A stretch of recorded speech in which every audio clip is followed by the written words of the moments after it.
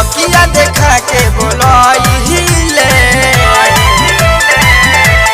जादू जी मुँह में नोट धरवले सखीर रात भर नाचवले जादू जी मुँह में नोट धरवले सखीर रात भर नाचवले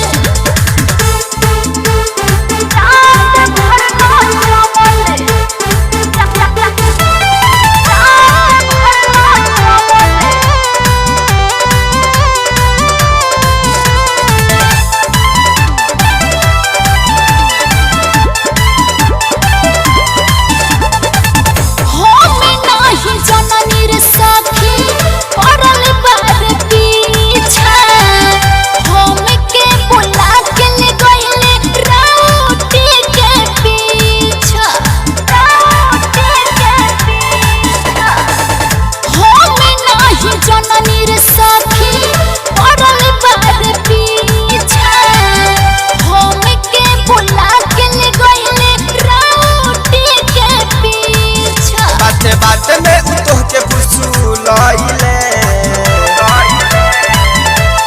जादू जी मुँह में नोट धरवले सखीर रात भर नाचवले जादू जी मुँह में नोट धरवले सखीर रात भर नाचवले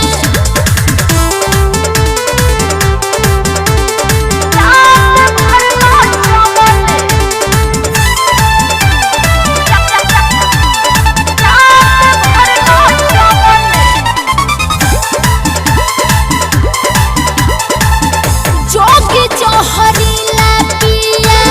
मोनल न बात हो मुना हल चल रहतार पंकज के साथ हो जोगी जो हरीला पिया मोनल न बात हो मुना हल चल रहतार पंकज के साथ हो तोरा मुसुकी पर सब पगलाइले